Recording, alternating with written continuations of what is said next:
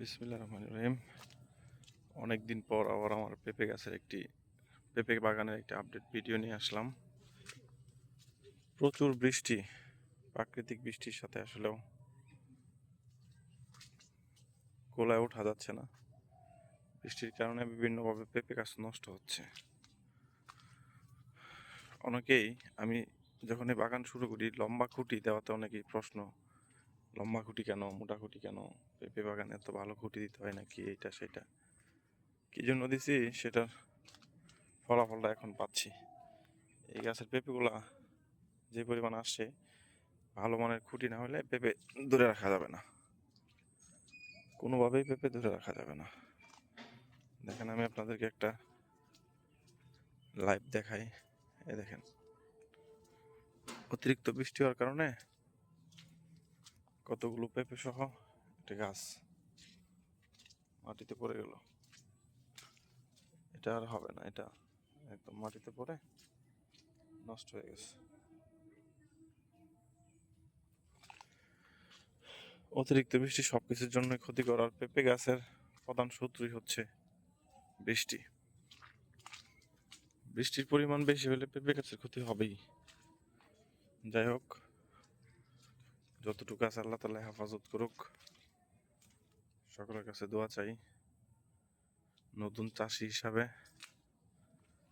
এই পর্যন্ত নিতে পারছি, অনেক পরিশ্রম করার পরে এই পর্যন্ত আসছে। দোয়া করবেন যেন ভালো কিছু হয়। ভবিষ্যতে ইনশাল্লাহ কৃষি নিয়ে আর অনেক কাজ করার ইচ্ছা আছে। কৃষি একটি তৃপ্তির বিষয়, মানে চোখ জড়ানো একটি বিষয়ের নাম হচ্ছে কৃষি।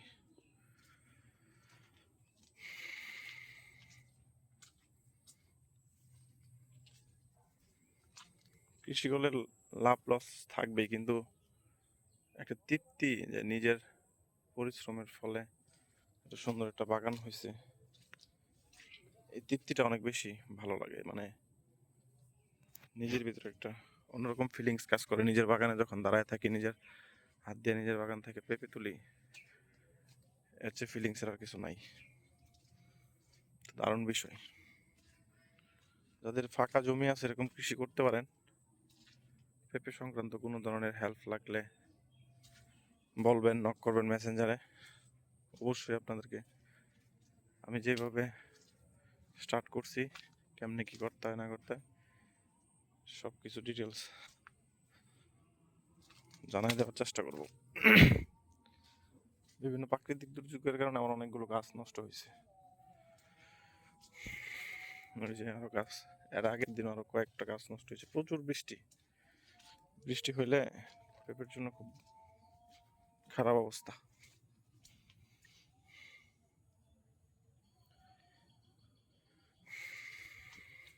যাই হোক, ভালো লাগা, কৃষি চোখ জোড়ানো একটা বিষয়। কৃষি সত্যি মনকে অনেক আনন্দ দেয়, ভালো লাগে। জন্য কৃষি দিকে নিজেকে আস্তে আস্তে ধাবিত করছি।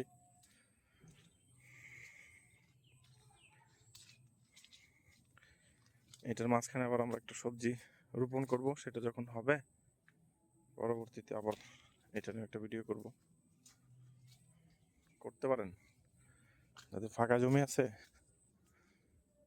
কৃষি করতে গেলে ইনভেস্ট করতেই হবে, ইনভেস্ট ছাড়া আসলে কোনো কিছু হয় না। দোয়া করবেন, ভালো থাকেন সবাই। আসসালামু আলাইকুম।